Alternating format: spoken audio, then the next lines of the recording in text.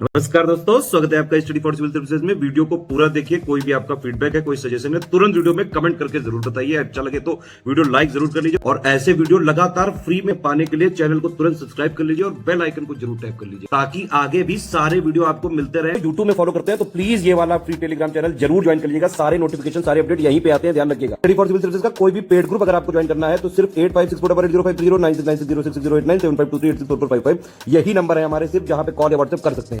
Instagram पे हमारा page जरूर फॉलो कर लीजिएगा, studyforcivil.services है। ट्विटर पे हमको जरूर फॉलो कर लीजिएगा, @studyforcivils है।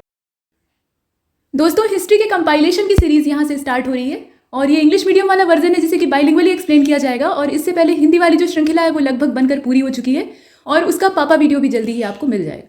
तो अंग्रेजी माध्यम वाले अभ्यर्थी यहाँ से देख सकते हैं, क्योंकि जो हिंदी वाले वीडियोज़ थे उसमें ये डिमांड की गई थी, बहुत भारी मांग थी कि अंग्रेजी में भी बनाया जाए और ये आवश्यक भी था।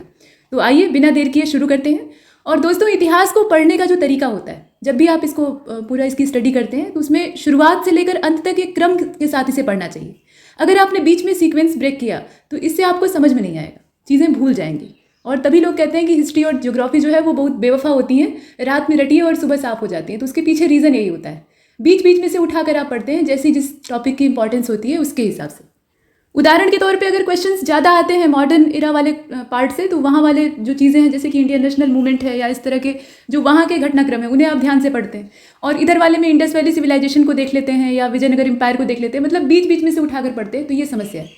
अगर आपके पास थोड़ा भी टाइम है, मतलब समय नहीं है और एकदम परीक्षा सिर पर आ गई है, तब तो अलग बात है, तब तो जो मोस्ट इंपॉर्टेंट है वही देखना चाहिए। लेकिन जरा भी अगर आपके पास समय है तो आपको एक क्रम से देखना चाहिए। तो शुरू करते हैं एक क्रम से।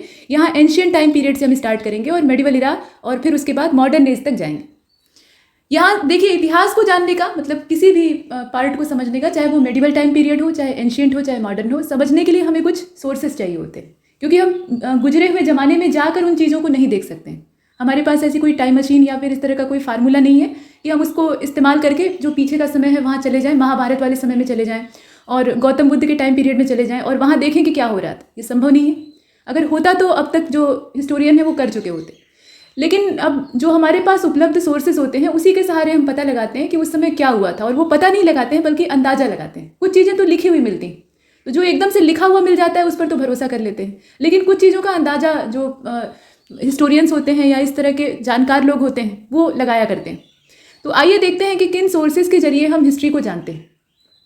वैसे तो इनकी बहुत सारी वैरायटी है, मतलब इतने ही नहीं है जितने यहाँ पर दिए हुए हैं, लेकिन जो मुख्य है वो आपको जानने चाहिए। तो sources of ancient Indian history को पहले देखते हैं। सबसे पहले जो सोर्सेज हम इस्तेमाल करते हैं वो लिटरेरी सोर्सेज होते हैं, यानी लिटरेचर को हम आधार बनाते हैं।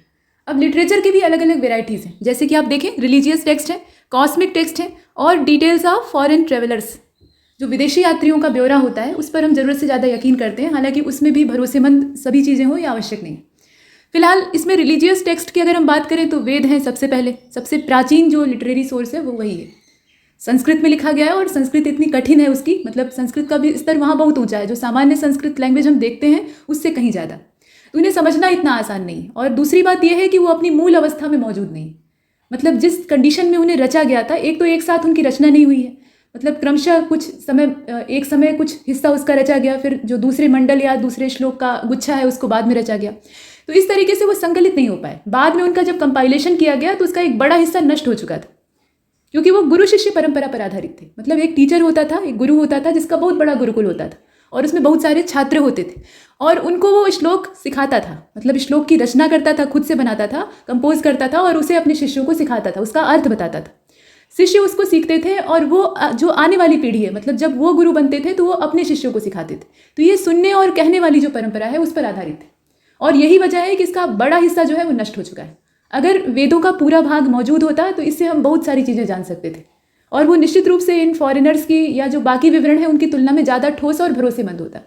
खैर, तो यहाँ लिटरेरी सोर्सेज को अगर हम देखें तो रिलीजियस में सबसे पहले वेद आते हैं और वेद जो कि कठिन थे, उन्हें समझना आसान नहीं था, इसलिए उन पर आधारित ब्राह्मण ग्रंथों की रचना हुई। तो जो ब्राह्मण टेक्स्ट हैं वो आते हैं और ब्राह्मण टेक्स्ट में सब कुछ आ जाता है, जैसे कि वेद है, उपनिषद है, वेदांग है, इस तरह की चीज़ें वो सब समाहित हो जाती हैं। उन्हें भी हम आगे देखेंगे। इसके अतिरिक्त सबसे भरोसेमंद सोर्स के तौर पर हम देखते हैं पुराणों को। 18 महापुराण हैं और इन 18 महापुराणों के जरिए बहुत कुछ जानने के लिए मिलता है। पुराणों की खासियत ये है कि ये भी संस्कृत लैंग्वेज में ही लिखे गए हैं। इनकी भी जो लैंग्वेज है वो संस्कृत ही है, लेकिन उसका जो फॉर्मेट है वो ईजी है। वो उतनी क्लिष्ट नहीं है, उतनी भयंकर नहीं है, उसे समझना आसान है।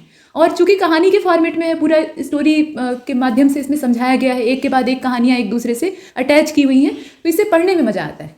अगर आप संस्कृत न भी समझ सकें तो आजकल जो उसका अर्थ सहित पब्लिकेशन होता है, मतलब आप गीता प्रेस गोरखपुर की किताबों को देखें तो उसमें पुराणों का पूरा अर्थ सहित दिया हुआ है, तो उसका अगर आप अर्थ पढ़ेंगे तो आपको लगेगा कि किसी अच्छी सी कहानी की किताब को आप पढ़ रहे हैं और इसमें बहुत मज़ा आएगा। तो इस तरीके से बहुत सारी जो डायनेस्टीज़ हैं, बहुत सारे राजाओं की जो वंशावली है, उसकी जानकारी हमें पुराणों से मिलती है। अब यहाँ जो आप फिगर यहाँ देख पा रहे हैं, ये पिक्चर आपको दिख रही है यहाँ पे, इसे जूम कर लेते हैं। ये कुछ पेजेस हैं, किसी बुक के पेज हैं, और ये जो बुक है ये और कुछ नहीं है, पुराण है, अलग अलग पुराणों से ये पृष्ठ यहाँ लिए गए हैं। इसमें आप चित्र देखकर समझ सकते हैं, अगर लैंग्वेज न भी समझ में आए तो देखिए ये क्षीर सागर का चित्र है, मतलब जो बैकुंठ लोक कहा जाता है वहाँ का दृश्य है।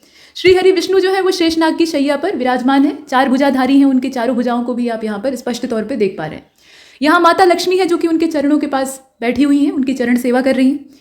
ब्रह्मा जी जो कि कमल पर विराजमान है, और इस कमल का जो स्रोत है वो श्री हरि विष्णु की नाभि है, मतलब नाभि से ही कमल उपजा और कमल पर ब्रह्मा जी जन्म लिए। और यहाँ नारद मुनि हैं जो कि श्रीहरि के पास हमेशा साये की तरह मौजूद रहते हैं, नारायण नारायण, और बाकी समय झगड़ा लगाने का काम करते हैं, तो वो तो उनका अलग डिपार्टमेंट है।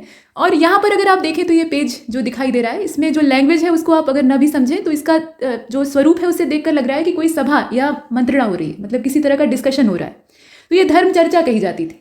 धर्म के आधार पर जो शास्त्र सम्मत तर्क वितर्क होता था, जिसे कि शास्त्रार्थ भी आप कह सकते हैं, वो यहाँ पर हो रहा है।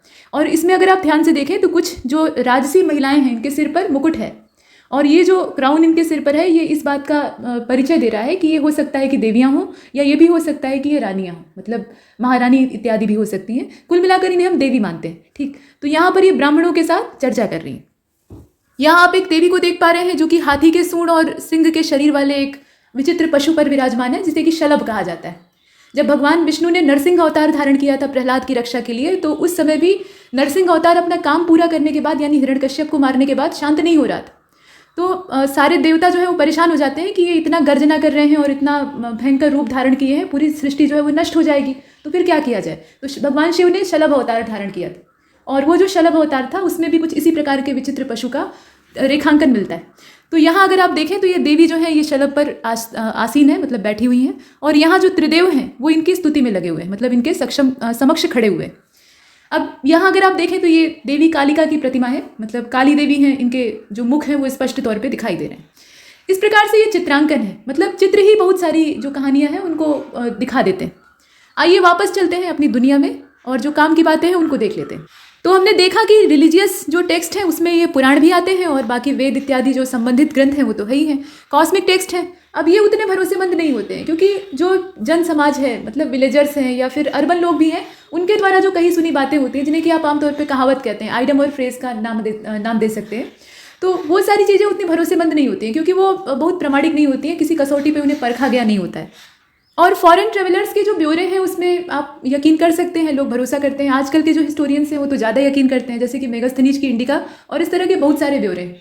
तो ये जो टेक्स्ट होते हैं ये भरोसे के लायक तो होते हैं, लेकिन एक समस्या है, जो फॉरेनर्स होते हैं ना वो अपने देश के तो है नहीं, वो बाहर से आए हैं, और उन्हें हमारे देश के बारे में बहुत ज़्यादा इन्फॉर्मेशन होती नहीं है। जो सुनते हैं या जो देखते हैं उसी पर भरोसा कर लेते हैं, और उसको अपनी जो बुक है उसमें लिख डालते हैं, और इसी आधार पे जो ब्यौरे हैं वो हमें दिखाई देते हैं। जैसे मेगास्थनीज की इंडिका को आप देखें तो मौर्य एम्पायर का पूरा वो लिखता है इसमें, चंद्रगुप्त मौर्य का दरबार कैसा होता था, उसकी जो उसका जो एडमिनिस्ट्रेटिव सिस्टम था, या इकोनॉमिकल कंडीशन उस समय मौर्यन इरा की कैसी थी, चाणक्य का जो प्रशासन था वो कैसा था, मतलब उसमें बहुत सारा इस तरह का ब्यौरा दिखाई देता है। लेकिन कुछ जो एक्स्ट्रा ऑर्डिनरी चीज़ें हैं उसने वो भी लिख डाली हैं, जिस पर कि भरोसा करना बहुत मुश्किल है। तो इसकी वजह क्या है, मेगास्थनीज बाहर से आया था, और वो भी एक अम्बेसडर की हैसियत से आया था, राजा की ओर से, तो उसका दायरा सीमित था, वो मनमाना ऐसे भटक भटक कर चारों ओर देख नहीं सकता था कि कहाँ पर क्या हो रहा है। तो उसने कहा कि भारत में स्लेव्स होते ही नहीं, मौर्य साम्राज्य में स्लेव नहीं पाए जाते हैं, जबकि जो दास प्रथा थी, स्लेवरी थी, वो भरपूर मात्रा में उस समय मौजूद थी, शोषण भी होता था उनका, और इसका पूरा साक्ष्य हमें प्राप्त होता है जो चाणक्य का अर्थशास्त्र है। खैर उसकी चर्चा बाद में करेंगे। तो कुल मिलाकर ये जो ट्रेवलर्स हैं ये जो देखते हैं उसी को दर्ज कर लेते हैं, उसको परखते नहीं। अब यहाँ आर्कियोलॉजिकल सोर्सेज को देख लेते हैं। तो जो आर्कियोलॉजिकल सोर्सेज हैं वो ढेर सारे हैं, इन्हें आप एक एक करके देखिए। इंस्क्रिप्शंस हैं, ये प्रमाण होते हैं, लिखे हुए होते हैं, तो इन पर भरोसा करना चाहिए। क्वाइंस होते हैं, क्वाइंस से भी हमें बहुत सारी जानकारी मिलती है। आपको लगता है कि एक छोटा सा सिक्का जो है वो क्या बता सकता है, लेकिन पहली चीज़ तो वो ये बताता है कि कौन सा मेटल उस समय इस्तेमाल होता था और उसकी प्योरिटी कितनी होती थी। वो प्योर होता था या उसमें कुछ मिक्स किया जाता था या कुछ जो इम्प्योरिटीज़ हैं वो मिलाई जाती थी। और इससे धातु शोधन की जो मेटलर्जी का सिस्टम है वो भी मालूम होता है। साथ में उस समय के राजा की जानकारी प्राप्त होती है, क्योंकि सिक्के या जो कॉइन्स होते हैं वो एकदम से प्लेन तो ढाले नहीं जाते हैं। जहाँ भी जो मिंट इनका होता है वहाँ जब ढलाई इनकी होती थी तो उस समय इन पर जो राज चिन्ह होता था, स्टेट एम्बेलम होता था या इस तरह का कोई भी सिंबल, वो इनके ऊपर छापा जाता था। तो इससे बहुत कुछ जानने के लिए मिलता है। कुछ लिखा हुआ अगर है, उस पर कोई स्क्रिप्ट दर्ज की गई है, कोई छोटा सा स्लोगन लिखा गया है, तो उससे भी बहुत सारी चीज़ें, मतलब लैंग्वेज पता लगती थी, उसकी स्क्रिप्ट पता लगती थी। तो ये सारी चीज़ें यहाँ से दिखाई देती हैं। पॉटरी, जो बर्तन होते थे, अब ये जो बर्तन थे ये भी अलग अलग प्रकार के होते थे। मतलब ऐसा नहीं है कि जो वैदिक इरा में पॉटरी हमें मिली है या पॉट्स मिले हैं वो स्टोन एज, माफ़ कीजिएगा, जो इंडस वैली सिविलाइजेशन का टाइम है वहाँ से मैच करें या बाद वाले समय से मैच करें, ऐसा नहीं है। कभी ग्रे वाले जो पॉट हैं वो मिले, कभी ब्लैक पॉटरी जो है वो प्राप्त हुई, उसके ऊपर चित्रांकन किया गया था, तो उससे भी हमें बहुत कुछ जानने के लिए मिलता है। और सील्स मिली हुई हैं, ये जो सील होती थी इनसे भी जानकारी मिलती थी। स्कल्पचर और पेंटिंग तो है ही हैं, उनसे अच्छी खासी सूचना मिलती है। अभी पेंटिंग को आप जानते हैं कि चित्रांकन के जरिए बहुत कुछ वहाँ से मालूम हो जाता है। पीछे के समय में लोग कैसा सोचते थे, किन चीज़ों के बारे में उन्हें इन्फॉर्मेशन थी, किन चीज़ों को नहीं जानते थे, ये वहाँ से पता लगता है। और आर्किटेक्चर यानी मैन्यूमेंट्स हैं, और भी तरह तरह के आर्किटेक्चर हैं, इनसे भी सूचनाएं प्राप्त होती हैं। इसके बाद रिलीजियस टेक्स्ट को देख लेते हैं। अब यहाँ देखिए एक कॉइन बना हुआ है और इस कॉइन पे देखिए जो स्क्रिप्ट है वो भी है और एक राजा का चित्र है जो कि दाढ़ी वाला राजा है और हाथ में एक भाला पकड़े हुए, और यहाँ पे कुछ जो स्क्रिप्ट है, लिपि इत्यादि है, वो दिखाई दे रही है। अब यहाँ अगर आप देखें तो रिलीजियस टेक्स्ट में सबसे पहले ब्राह्मण लिटरेचर आता है, और ब्राह्मण लिटरेचर में भी सबसे ऊपर रखे गए हैं, एकदम सुप्रीम जो कंडीशन है वो वेदों की है, और सब उसी पर बेस है। ब्राह्मण लिटरेचर ही नहीं, पूरा जो वैदिक टेक्स्ट है वो पूरी तरह से वेदों पर आश्रित है। 4 वेद, और मुख्य रूप से उसमें भी जो शुरुआत वाले ट्रिपलेट हैं, मतलब त्रयी जिसे कहा जाता है, उसमें ऋग्वेद सबसे पुराना है, सबसे शुरुआत में वही रचा गया, और उसी को आधार बना के बाद में यजुर्वेद और सामवेद जो है वो रचे जाते हैं। तो ये 3 ही मुख्य हैं। बाद उसको आधार बना के बहुत बाद में, मतलब इन तीनों की रचना के बहुत बाद में अथर्ववेद को लिखा जाता है। और बुद्धिस्ट लिटरेचर जो है वो है, इसके अलावा जैन लिटरेचर है। तो ये 3 जो मुख्य रिलीजियस टेक्स्ट हैं इन्हें हम देखते हैं, और इनसे भी हमें बहुत सारी पर्याप्त मात्रा में सूचनाएं प्राप्त होती हैं। ब्राह्मण लिटरेचर को यहाँ देख लेते हैं। तो ब्राह्मण लिटरेचर में वेद सबसे पहले, जैसा आपको बताया, और चूंकि वेदों की जो लैंग्वेज थी वो इतनी हार्ड लेवल की थी, या हाई लेवल आप कह सकते हैं, कि उन्हें आम आदमी नहीं समझ सकता था। और जब लिटरेचर किसी आम जनता की समझ में ना आए, मतलब कोई भी ऐसे जो लोकल लोग हैं वो समझ ना पाए, तो वो किस काम का है? क्योंकि लिटरेचर का उद्देश्य तो जानकारी को फैलाना है, नॉलेज का एक्सपेंशन है, वो हो ही नहीं पा रहा है। तो ऐसी स्थिति में इसे सरल करना पड़ा, और सरल करने की जो प्रक्रिया थी उसमें इसका जो सरल रूप है वो हम ब्राह्मण ग्रंथों के रूप में, मतलब ब्राह्मण टेक्स्ट के रूप में, या आरण्यकों के रूप में देखते हैं। ब्राह्मणों से आरण्यक जो है वो बहुत ज़्यादा अलग नहीं है। यहाँ ब्राह्मण जाति से संबंध नहीं है, यहाँ ब्राह्मण एक जो बुक सीरीज थी उसको आप कह सकते हैं, और ये जो बुक सीरीज थी ये टोटली जो वेद है उन पर आधारित थी। तो आरण्यक जो होते थे ये ब्राह्मणों से अलग नहीं होते थे। ब्राह्मण ग्रंथ जो है वो ऐसे ही, मतलब जो गुरुकुल होते थे, उस जमाने के स्कूल्स होते थे, वहाँ पर बैठकर आचार्य लोग लिखा करते थे, मतलब शिष्यों की भीड़ भाड़ में भी इसको लिख लिया करते थे या इसकी रचना कर लेते थे। लेकिन आरण्यक जो होते थे ये गूढ़ विषयों पर आधारित होते थे, मतलब इसमें बहुत ही जो गहरा ज्ञान होता था, स्पिरिचुअल नॉलेज, वो भी बहुत गहरे लेवल का, उसकी पूरी सूचनाएं होती थी। तो इसको लिखने के लिए सन्नाटा चाहिए होता था, मतलब जहाँ वीराना हो, जहाँ कोई हल्ला गुल्ला ना हो, वहाँ पर बैठकर इसे लिखा जाना आवश्यक था, क्योंकि फुल कॉन्सेंट्रेशन की आवश्यकता थी। तो इसके लिए घने जंगलों में जाते थे जहाँ कोई आम आदमी नहीं जाता है। तो जो घने जंगल होते थे वहाँ रचे जाने की वजह से इन्हें आरण्यक कहा गया, क्योंकि अरण्य शब्द जो है ये बहुत जो डीप फॉरेस्ट होते हैं उनके लिए इस्तेमाल होता है, जहाँ इंसान का आना जाना वर्जित हो या वो न जा सकता हो। इसके बाद आप देखें आगे वाले को, तो यहाँ उपनिषदों का नंबर आता है। ये भी सरल रूप ही है वेदों का। बाद में वेदांग रचे गए, सूत्र रचे गए, सब एक पर एक आधारित है। और नीचे आप महाकाव्यों को देख रहे हैं, तो महाकाव्यों का दौर तो हालांकि बहुत बाद में आता है। रामायण, महाभारत, इस तरह के जो भीषण महाकाव्य हैं वो रचे जाते हैं। और थियोलॉजी में धर्म सूत्र है, इसके अलावा स्मृतियाँ हैं, तमाम स्मृतियाँ, जिसे मनुस्मृति है, वैदिक कानूनों की किताबों से कहा जाता है। और कमेंट्रीज हैं, ये जितने ग्रंथ हैं इन पे कमेंट्रीज लिखी गई। जैसे आप यूट्यूब में वीडियो देखते हैं और उसके बाद अपनी मनचाही कमेंट करते हैं, अच्छा नहीं लगता है तो खूब कोसेंगे, और अच्छा लगता है तो भर भर कर तारीफ भी करते हैं। तो ठीक वैसे ही कमेंट्रीज भी होती हैं किसी एक चीज़ पर, मतलब कोई एक टेक्स्ट है या कोई एक बुक है, उसको पढ़ता है पहले कोई व्यक्ति जो है वो पढ़ता है, और उसके मन में जो भी विचार आता है, मतलब उसको पढ़ने के बाद जैसा उसे लगता है, अच्छा लगता है, बुरा लगता है, कहीं पर वो जो मूल किताब का लेखक है उसके साथ सहमत होता है, कहीं पर नहीं सहमत होता है। तो ऐसे में वो जो उसके निजी विचार होते हैं उनको एक नई किताब लिखकर उसमें दर्ज करता है। तो ये जो नई बुक लिखी जाती है, आकार दिया जाता है इसको, तो उसे कहा जाता है कमेंट्री। मतलब इसमें पूरी समीक्षा की जाती है। तो इतना हमने देखा। अब इसके बाद अब यहाँ जो वैदिक लिटरेचर है उसके कुछ पार्ट्स हैं जिन्हें कि यहाँ अलग अलग करके बताया गया है। वैदिक लिटरेचर चूंकि इनका नाम है तो इसलिए यहाँ पर इसके जो पहले हिस्से के तौर पे आप देख रहे हैं वो खुद वेद हैं, और चारों वेद हैं इसमें, मतलब ऋग्वेद है, यजुर्वेद है, सामवेद है, अथर्ववेद है। उसके बाद जब ये समझ में नहीं आए तो इनका ब्राह्मण ग्रंथ रचना पड़ा, तो ब्राह्मण टेक्स्ट है। उसके बाद आरण्यक है, उपनिषद है। ये 4 हिस्से तो टोटल जो है ये कंबाइंडली कहे जाते हैं वैदिक लिटरेचर, मतलब वेदों पर आधारित साहित्य। अब यहाँ कुछ और बेसिक चीज़ें दी हुई हैं। यहाँ तक तो हमने लिटरेचर को देखा, हिस्ट्री के बारे में कुछ अच्छी अच्छी बातें कही गई हैं। तो the word history is mention first in Atharvaveda. ये जो हिस्ट्री वर्ड है इसका इस्तेमाल, यानी इतिहास के रूप में इसका इस्तेमाल, जो शब्द है वो असल में इतिहास है, जो कि अथर्ववेद में हमें दिखाई देता है। तो अथर्ववेद ये चूंकि सबसे बाद में रचा गया, जो वैदिक टेक्स्ट है उसमें सबसे बाद वाला ये है, तो इसमें जितनी भी मॉडर्न चीज़ें आज के समय में जितनी चीज़ों को हम देखते हैं, जिसमें कि लव मैरिज है, इसके अलावा जादू टोना है, भूत प्रेत तंत्र मंत्र, तमाम चीज़ें, मतलब जितनी आजकल के समाज में ढोंग पाखंड जो कुछ भी है सब फैला हुआ है, वशीकरण, हिप्नोटाइज करके दूसरे से गलत काम करवाना, इस तरह की मांत्रिक सिद्धियाँ, इन सब की जानकारी जो है वो अथर्ववेद के अंदर है। और यही रीज़न है कि जब इसे रचा गया था, अथर्वा नाम के एक ऋषि थे, उन्होंने इसकी रचना की थी। तो जब रचा गया तो बाकी जो इस तरह के स्कॉलर्स थे जो कि वैदिक टेक्स्ट की रचना करते थे या श्लोक लिखा करते थे, वो नाराज हो जाते हैं। इस तरह की फालतू चीज़ें जो अश्लील हैं, मतलब अच्छी नहीं है, समाज में नहीं जानी चाहिए, तो उनको तुमने रच दिया है, इसे मान्यता नहीं मिलेगी, ये किसी काम का नहीं है, इसे फेंको। तो अथर्वा ऋषि जो है वो भगवान शिव की तपस्या करते हैं, शिव जी प्रकट होते हैं और स्वयं उसे मान्यता देते हैं कि आधुनिक समय में यही रास्ता दिखाएगा। तो अथर्ववेद जो है ये चौथे वेद के तौर पर यहाँ परमिशन उसे मिल जाता है, मतलब ग्रांट परमिट मिल जाता है। तो ये आपने देखा। अब ये जो वर्ड है हिस्ट्री, ये असल में सबसे पहले अथर्ववेद में ही इसका जिक्र किया गया है। इतिहास is the Upaveda of Atharvaveda, यहाँ शॉर्टकट में इसे बता दिया गया है, मतलब पहली बार अथर्ववेद में ही इसका उल्लेख किया गया, और इतिहास इसीलिए कह दिया गया है कि इतिहास जो है वो असल में अथर्ववेद का उपवेद है। कौटिल्य यानी चाणक्य ने कहा था कि the king should spend some time every day in listening to history. अगर राजा इतिहास ही नहीं जानेगा तो अपनी प्रजा की देखभाल कैसे करेगा, राज्य को उसके संकटों से कैसे बचाएगा और आगे कैसे ले जाएगा, इतिहास से ही तो सीखता है। तो इसलिए कौटिल्य ने कहा था कि हिस्ट्री को रोज पढ़ना चाहिए राजा को, कम से कम न पढ़ सके तो सुनना चाहिए किसी योग्य व्यक्ति से। साथ में यहाँ आप देखें कुछ और लोगों के मत हैं, जैसे कि according to E.H. Carr, history is the continuous dialogue between past and present. ये कॉन्टिन्यूअस डायलॉग है, प्रेजेंट में हम लोग हैं और पास्ट में वो चीज़ है जो बीत चुकी है, मतलब हिस्ट्री जिसे हम कहते हैं। तो बीते हुए समय का परिचय प्राप्त करने के लिए या बीते हुए लोगों से जो कि मर चुके हैं किसी ज़माने में, उनसे बातचीत करने के लिए, उनके बीच में डायलॉग स्थापित करने के लिए हमें क्या करना होगा, हिस्ट्री की स्टडी करनी होगी। तो वो चीज़ यहाँ पर दिखाई देती। इसके साथ ब्यूरी का ये कथन आप नीचे देख रहे हैं। According to Bury, history is science, nothing less nothing more. इतिहास एक विज्ञान है, एक साइंस का ही स्वरूप है, ये साइंस से अलग नहीं है, उससे ना तो ज़्यादा है ना उससे थोड़ा भी कम है, मतलब एग्जैक्टली वही है। According to Bacon, history makes man intelligent. इतिहास जो है वो मनुष्य को बुद्धिमान बनाता है, और क्यों ना बनाए। ये जो इंटेलिजेंसी है ये कैसे आती है, एक्सपीरियंस से आती है। आप किताबें पढ़कर बुद्धिमान नहीं बन सकते, ये पक्की बात है। किताबी कीड़ा जो होता है ना, वो सिर्फ कुछ अच्छी परीक्षाएं पास कर सकता है या बहुत कुछ होगा तो अच्छी जॉब हासिल कर सकता है, लेकिन जो बौद्धिक ज्ञान है, जो एक तरह से कहा जाए तो रियल नॉलेज जिसे कहा जाए, वो अनुभव से आता है। एक्सपीरियंस जब तक आपके पास नहीं है तब तक सारी जो जानकारी है वो खोखली है। गौतम बुद्ध को ही ले लीजिए, उनके पास जानकारियों की कमी थी क्या जो उन्हें तपस्या करनी पड़ी, उन्हें एक्सपीरियंस चाहिए था।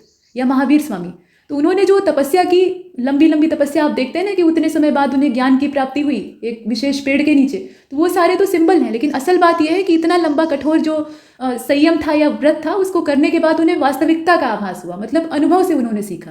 तो वही चीज़ है, जानकारी अनुभव से ही तराशी जाती है, और ये एक्सपीरियंस हमें मिलता कहाँ से है, तो ये हिस्ट्री से मिलता है।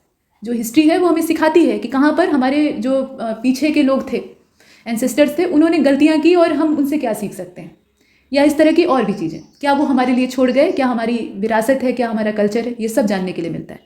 तो ये इनका कथन था। अच्छा, इसके अलावा अबुल फजल ने कहा था कि हिस्ट्री इज़ अ हॉस्पिटल। अब ये अस्पताल कहाँ से हो गया, तो where a person gets medicine for his sorrow and gets treatment for sadness. मतलब यहाँ पर अस्पताल इसे क्यों कहा गया है, उसकी वजह बताई गई है कि यहाँ पर कोई भी व्यक्ति जो है वो दवा प्राप्त करता है, और दवा कैसी है, ये सहारा है, एक तरह का सपोर्ट है जो कि हिस्ट्री में लिखी हुई चीज़ों से हमें मिलता है। और जो हमारा दुख है, जो सैडनेस है, उदासी है, उसका ट्रीटमेंट यहाँ पर होता है। मतलब हमारे साथ जो बुरा हो रहा होता है, जब अच्छा होता है तब तो हमें कहीं से कुछ देखने की ज़रूरत नहीं है, हम आँख मूंद कर आगे बढ़ते जाते हैं, लेकिन जब कुछ बुरा हमारे जीवन में घट रहा होता है तो हमें ऐसा लगता है कि ये हमारे साथ क्यों हो रहा है और अब क्या होगा। मतलब अब ऐसी भयंकर जो कंडीशन है वो हमारे सामने है, डिफ़िकल्ट कंडीशन है, और इसमें हम करें तो क्या करें। जब कोई रास्ता नहीं दिखता है तो हम पीछे मुड़ कर देखते हैं कि पीछे भी क्या ऐसा हुआ था, और हमें उत्तर मिलता है कि हाँ ज़रूर हुआ था। और उस समय भी हमारे जो पीछे के लोग थे, पूर्वज थे, चाहे वो आपके पीढ़ी के लोग रहे हों या कोई और रहा हो, उन्होंने इस खतरे को झेला था और इससे वो बाहर आए थे। ठीक है। और इससे हमें एक सांत्वना मिलती है कि चलो उस समय भी ऐसा हुआ था, लोग इससे निकलने में कामयाब रहे थे, तो हम इस जमाने में भी कर सकते हैं। ठीक है, तो ये इतिहास जो है ये एक तरह का मोटिवेशन हमें देता है और एक तरह का जो सपोर्ट है वो भी देने का काम करता है। इतना हमने देखा, आगे चलते हैं। Observing the importance of history, Collingwood जो कि एक हिस्टोरियन थे, इन्होंने कहा था कि we stand on the threshold of an era in which history will be as important to the world as natural science was between 1600 to 1900। ठीक, मतलब 16वीं से लेकर 19वीं सदी जो है, या 1600 से लेकर 1900 के बीच का जो टाइम पीरियड है, उसके अंदर जैसे नेचुरल साइंस को हम लोग इतनी तवज्जो दे रहे हैं, आगे के समय में या जो जिस थ्रीशोल्ड एरा में हम लोग खड़े हैं, जो ये एक तिराहा जैसा है, यहाँ पर हिस्ट्री का भी महत्व इसी के बराबर होगा। मतलब नेचुरल साइंस से इसकी जो इंपॉर्टेंस है वो कहीं भी नीचे नहीं होगी।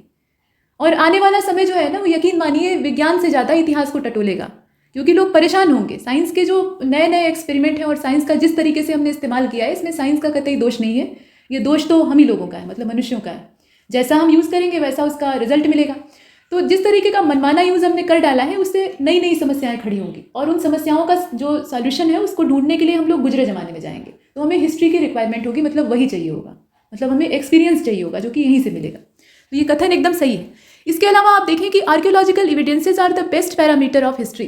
तो सही बात है भाई, आर्कियोलॉजिकल एविडेंसेस अगर नहीं रहते तो हम जानते कैसे कि गुजरे ज़माने में क्या हुआ था। अभी शुरुआत में आपसे कहा ना कि टाइम मशीन तो है नहीं कि हम जाकर देख सकते हैं। अगर ऐसा होता तो काम आसान हो जाता, लेकिन अब एकमात्र हमारे पास रास्ता है कि आर्कियोलॉजिकल जो एविडेंसेस हैं उन पर भरोसा किया जाए। तो ये जो कथन है ये महापंडित राहुल सांकृत्यायन जी का है। और राहुल सांकृत्यायन जी घुमक्कड़ प्रवृत्ति के थे, घूमते रहते थे। जितना घूमते थे उतना ही इनके पास नए नए एक्सपीरियंसेस आते थे। और बहुत सारी स्क्रिप्ट इन्होंने जो बुद्धिस्ट टेक्स्ट हैं उनकी इकट्ठी की थी। तिब्बत गए थे, वहाँ से ले आए थे, और ऐसी ऐसी जगहों से ले आए थे जहाँ से प्राप्त करना मुश्किल था। तो बड़े बड़े इन्होंने काम किए थे। और इसके बाद आप देखें, घुमक्कड़ शास्त्र नाम का इनका एक पूरा टेक्स्ट ही है, मतलब इनकी एक पूरी बुक है, कभी पढ़िएगा। उसमें बताया गया है कि घूमना कितना आवश्यक है, निरुद्देश्य नहीं। अगर पर्पज़ के साथ आप ट्रैवल करने निकलते हैं, घूमने निकलते हैं, तो वो अच्छा माना जाता है। अब यहाँ पर देखिए, इतिहास को इतना तो हमने देखा कि ये कितना ज़्यादा इंपॉर्टेंस वाला है, इसका कहाँ पर महत्व है और कब हमें ये सहायता देता है। लेकिन जो बीता हुआ समय था ना, उसमें इतिहास को मुट्ठी में करने का, मतलब हिस्ट्री को अपने अंडर में करने की बहुत सारी कोशिशें हुई। कुछ लोग जो होते हैं उनकी प्रवृत्ति हिटलर जैसी होती है, मतलब वो डिक्टेटर होते हैं स्वभावगत, और ऐसे लोग इतिहास को अपने हिसाब से ट्विस्ट करना चाहते हैं, अपने कंट्रोल में करना चाहते हैं, ताकि आने वाला समय उनके बारे में अच्छी चीज़ों को जाने, उनका काला सच न जाने। तो इस तरीके का काम भी कुछ जो राजा थे उन्होंने किया था। इसमें रोमन एम्परर अगस्टस का नाम सबसे पहले लिया जाता है। हालांकि बेचारा अगस्टस अकेला नहीं था, ऐसे बहुत सारे रोमन किंग थे।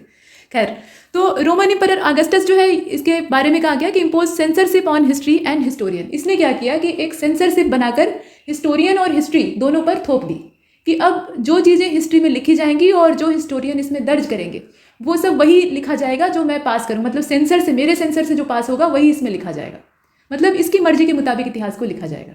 ये इसका कहने का मतलब था। और the same work was done by Aurangzeb in the medieval time period. तो औरंगजेब को तो कठमुल्लावादी कहा ही जाता है, मतलब रूढ़िवादी था एक नंबर का।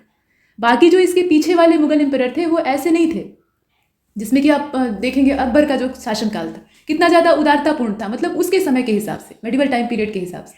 बाकी आप देखें जहांगीर और शाहजहां का समय, तो उस समय भी ऐसी कंडीशन नहीं थी। लेकिन औरंगजेब के समय में बहुत ज़्यादा कट्टरता आ जाती है और यही कट्टरता उसको ले डूबती है। और आने वाला जो उसका आगे का साम्राज्य रहता है, उसके आगे की जो डायनेस्टी आगे बढ़ने वाली रहती है, तो उसमें भी सारी चीज़ें गड़बड़ हो जाती हैं। मतलब आगे उसके जो सक्सेसर हैं वो एक के बाद एक अयोग्य सिद्ध होते हैं और माहौल बिगड़ चुका रहता है। तो औरंगजेब ने भी यही काम किया था, हिस्ट्री को अपने हिसाब से चलाने का प्रयास किया था। और इतिहास को जो अपने हिसाब से तोड़ने मरोड़ने की कोशिश करता है, इतिहास उसको खुद मोड़ डालता है, मतलब अपने हिसाब से दबा डालता है। तो ये चीज़ें हमने देखी। अब इसके बाद आप देखें, ही बैंड historiography, history is considered to be more effective weapon than sword और गन। देखिए, औरंगजेब ने ऐसी कोशिश क्यों की कि जो इतिहास लेखन है उसको अपने तरीके से किया जाए, क्योंकि वो जानता था कि हिस्ट्री जो है वो एक बहुत शक्तिशाली हथियार है और ये ऐसा वेपन है कि ये किसी भी तलवार और किसी भी बंदूक से ज़्यादा प्रभावशाली, मतलब ज़्यादा मारक है। तो इतनी चीज़ें हमने देखी। अब यहाँ भारतवर्ष के बारे में कुछ चीज़ें दी हुई हैं। जम्बूद्वीप, इंडिया, हिंदुस्तान एंड येनतू are the diverse names of our country India. हमारा देश बहुत सारे नामों से जाना जाता है, लेकिन इसका जो वास्तविक नाम है उससे इसे ग्लोबली पहचाना नहीं जा रहा है। ये दुख की बात है। भारत, जो कि इसका मूल नाम है, फिलहाल जम्बूद्वीप यानी जामुन के वृक्षों का गुच्छा, और इसके अतिरिक्त इंडिया, ये जो संबोधन है इंडस रिवर के नाम पे इंडिया, और हिंदुस्तान, येनतू, इस प्रकार के जो संबोधन है, ये डाइवर्सिटी आप यहाँ पर नामों के मामले में देख रहे हैं। अब यहाँ बताया गया कि फॉरेनर्स जिसमें कि पर्सियंस first came in contact with Indus people, जो सिंधु नदी के तट पर रहने वाले लोग थे, इंडस रिवर के किनारे रहने वाले लोग थे, उनके संपर्क में सबसे पहले पर्सियंस आते हैं। ये फारसी पहले व्यापार करने के लिए आते हैं, फिर जड़ जमाने बैठ जाते हैं।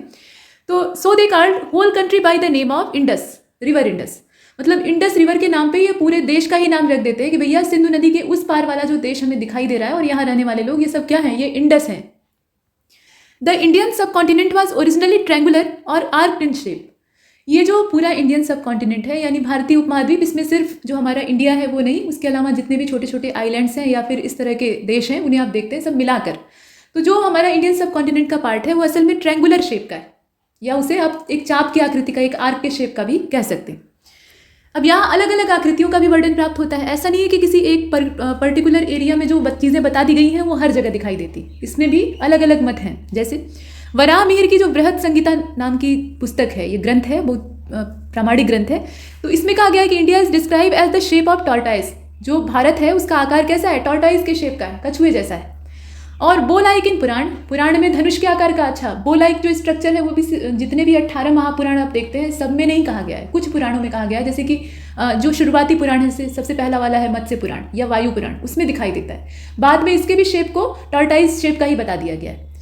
और इसके साथ ये भी कहा गया है, यहाँ आप देख रहे हैं ये वाला हो गया, लाइक द वेन इन दिग्घ निकाय, वेन के आकार का किसमें, दिग्घ निकाय में।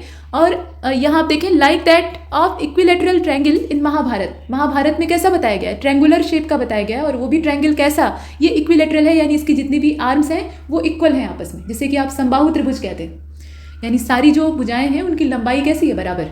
तो इस तरह की ट्रायंगुलर शेप का महाभारत में बताया गया है। तो ये काफ़ी हद तक जो इंडियन सब कॉन्टिनेंट का बेसिक स्ट्रक्चर है तत्काल में वैसा दिखाई देता है।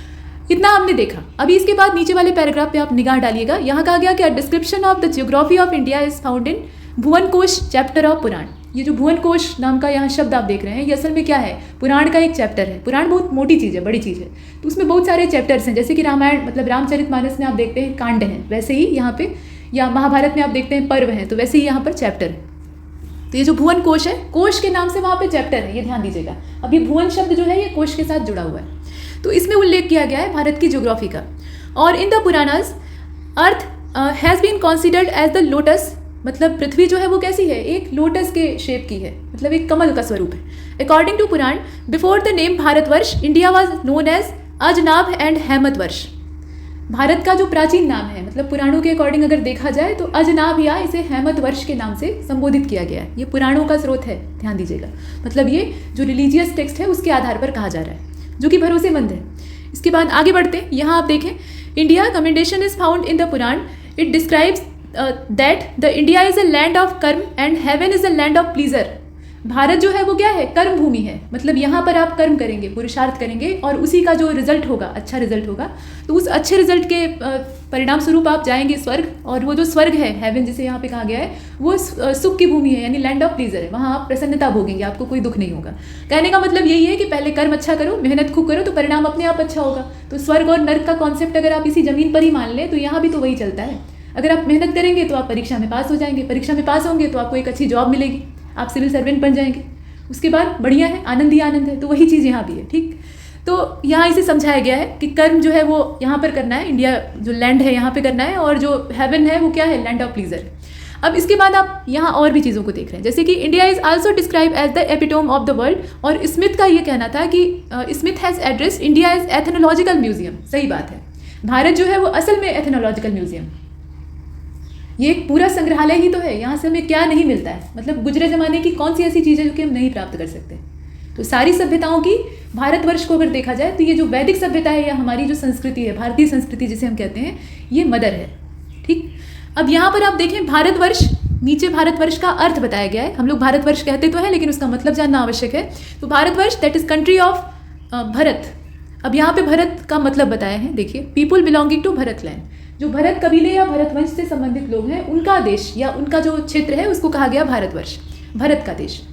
और this country was also called Bharatvarsha after the name of, यहाँ आप देखें, after the name of an ancient dynasty called Bharat. और Bharat was the first chakravarti emperor of India. Dushyant और शकुंतला, महाराज दुष्यंत जो कि खुद एक पुरुषार्थी और प्रतापी राजा थे, और उनकी पत्नी का नाम शकुंतला था जो कि एक अप्सरा की बेटी थी। और शकुंतला से वो गंधर्व विवाह यानी लव मैरिज करते हैं और उसके बाद शकुंतला को एक श्राप लगा रहता है और इसका नतीजा ये होता है कि दुष्यंत उसको भूल जाते हैं, उन्हें याद ही नहीं रहता है कि ये मेरी पत्नी है। और शकुंतला एक पुत्र को जन्म देती है एक ऋषि के आश्रम में जिनका नाम कण्व रहता है और उस पुत्र का नाम रखा जाता है भरत। तो ये भरत जो है ये बहुत ही मतलब करेजियस रहते हैं, मतलब इनकी जो वीरता है उसकी कोई सीमा ही नहीं रहती।